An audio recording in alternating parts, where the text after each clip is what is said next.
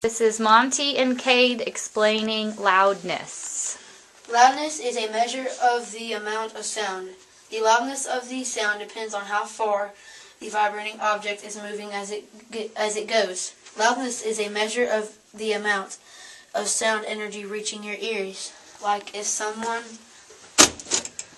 slammed the door and they're down the hall, it would get louder and louder and it would reach their ears.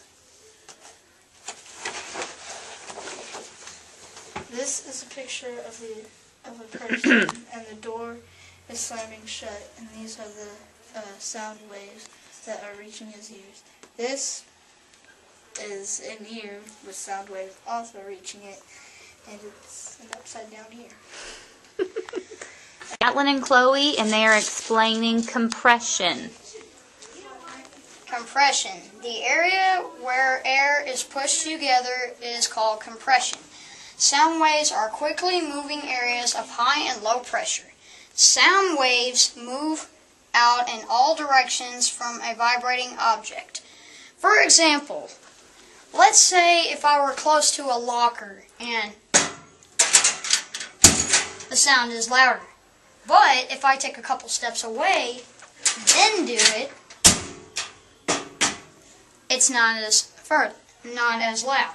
So, but if there was a louder sound way over there, with the lockers banging, it'd be a lot softer. So that's my example. Now, you can hear something making sound all around you, above you, and below you. Like say, if there were a fan on the ceiling and a fan on below, you could feel the vibrations of the air blowing onto you. So, okay. Now, sound waves move away from their source. Their energy is spread over a larger area. Kind of like I said. Also, the fan can also blow it out in different directions. And, let's see. Okay. Most of the sound we hear travels through the air. Like the banging on the lockers, for example. The sound waves travel through the air from the locker to my ear. Right here, air in. Okay. Through the air. In the investigation, you found that sound waves travel through materials too, kind of like the lockers. Now, sound can move through each state of matter. For example, a solid, which is the lockers, a liquid, it can move through water, and gas, it can move through air. Very good. Now, what about your picture? And here is a picture of the Hawaiian Islands. The wind blowing, making the trees move back and forth. The end?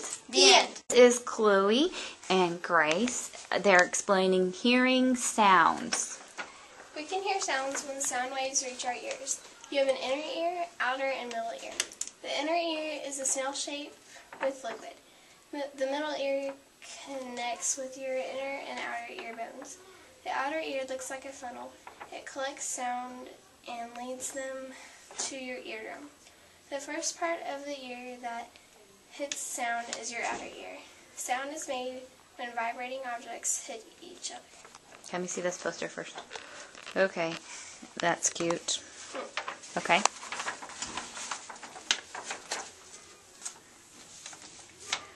This is the outer ear, the middle ear, and the inner ear. And so where's the sound go? The sound goes through here. And where does it, so that's where it hits first? Mm-hmm. All right. That was Sounds by Chloe and Grace. This is Avery and Chance with sound waves. What was yours? Speed of sound. Okay. Go ahead, Chance. Have you ever been to a baseball game and watched a batter hit a home run? If you were sitting all the way across the ballpark, he hit the ball a split second before you heard the crack of the bat. Because you see it quicker than you hear it. Because sound moves slower than when you see it. Okay. On the Concorde jet, you can fly faster than sound.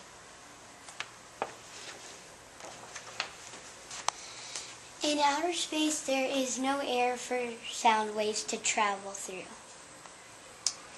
When you hear the thunder, you stop the stopwatch. It reads 10 seconds. The storm is 2 miles away.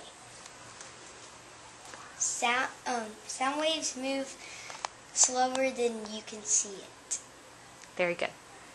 Braden and Fisher. Pitch is a measure of how high or low. Music is pitch.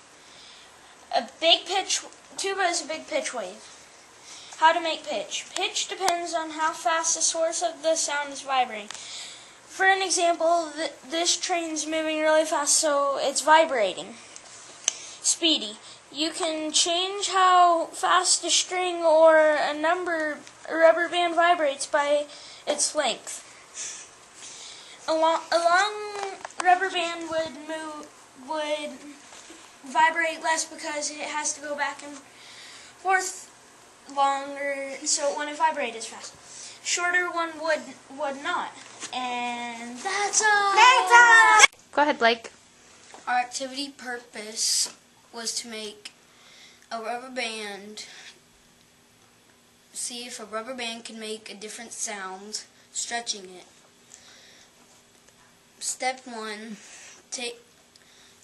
punch a hole in the middle of the foam cup. Okay.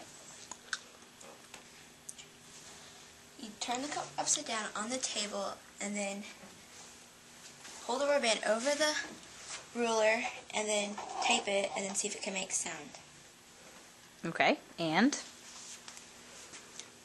Next, take masking tape and pull the rubber band over the ruler and tape it.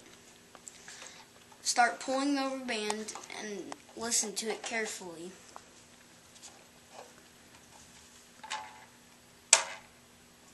It made sound when if you pull it farther, it will make more of a louder sound. What's the difference in the two? That one's lower and this one's higher. Why do you think? Because this one is all the way up to the 1 centimeter and that one's all the way up to the 3 centimeter mark. Oh, so it's you taped it higher. Okay, Yes. so let us hear it one more time.